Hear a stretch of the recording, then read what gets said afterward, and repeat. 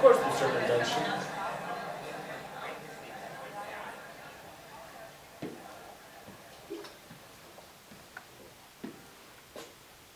You're a first year grad student. You just finished reading some ancient historian with Garrison probably.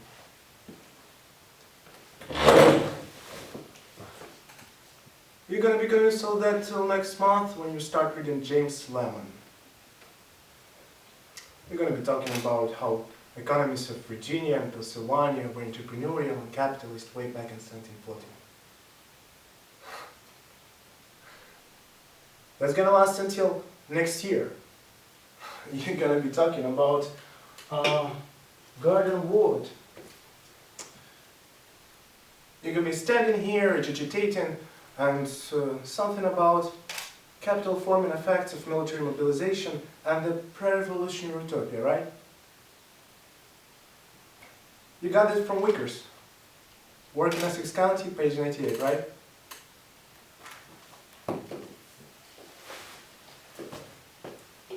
Yeah, I read that too. Were you gonna plagiarize the whole thing for us? Or do you? Is that your own thing? You come into a bar. You read some obscure passage. You point it off as your own. As your own idea is just to impress some girls and embarrass my friend. You know, the sad thing about the karaoke is in 50 years, you're gonna start doing some thinking on your own. You will come to the fact that there are only two certainties in your life. One, don't ever do that.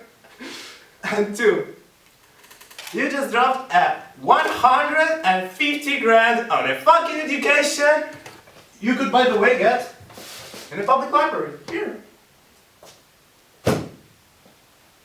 See ya next year.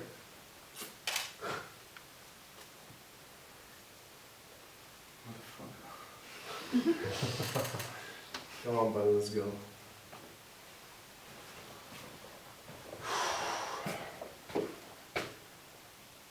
Why? Oh, yeah. You want to hear why shouldn't I work for the NSA? You know, imagine that I'm working at the NSA. One day somebody puts a code on my desk. Somebody no one else can break. Maybe I'll try and maybe I'll break it. And I'll be happy with myself because I did my job well. But what if that code was the location of some rebel army based in North Africa or the Middle East? Once they have that location, they're gonna bomb the village where the rebels were hiding, and 1,500 people that I never met and I never had any problems with get killed. Now the politicians are saying that sending the Marines to secure the area, because they don't give a shit. It won't be their kid dying there. It will be our kid from Southie taking shrapnel on the ass. When that kid returns home, he will find out that the plant he used to work at just got exported to the country he came back from. And his sworn enemy, by the way, is having his old job and working for 15 cents a day and no bathroom breaks. And he would agree for that. Meanwhile, he realizes that the only reason he was there was so our government could install prices that would be good for us. Cheap oil, that's all. And of course the oil companies use this skirmish over there. They hike up domestic oil prices, but not helping us. We still have to pay $2.50 a gallon.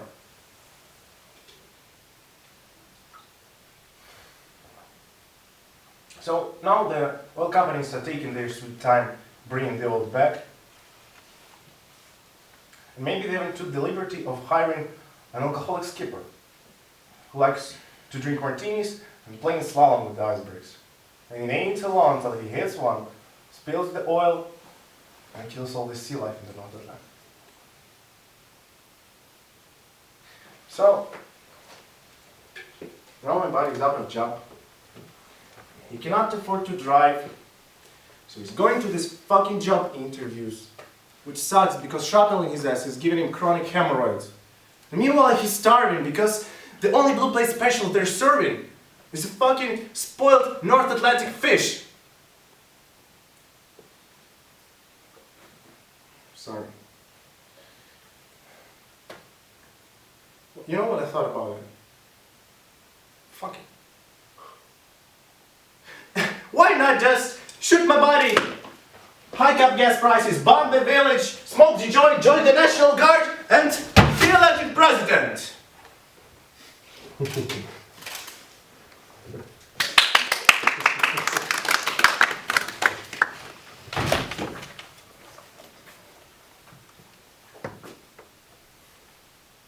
But I guess, it just occurred to me, I got something more to that.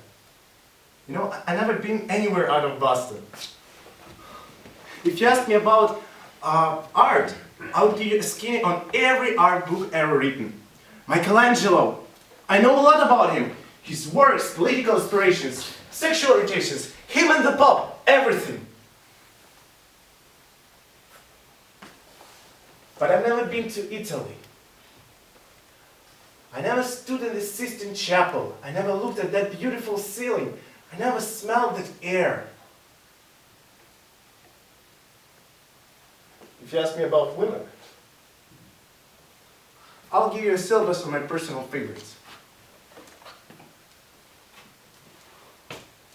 But I never woke up next to a woman and felt truly happy. If you ask me about war, I'll quote Shakespeare to you. Once more to the bridge, dear friends. But I've never been near one. I've never held my best friend's head on my lap, watching him taking his last breath and crying for help. If you ask me about love, I would give you a sonnet. But I've never met a woman that I could feel truly vulnerable in front of her, that could level me with her eyes, giving the feel that God could put an angel on me just to save me from the depths of hell. If you ask me about math equations,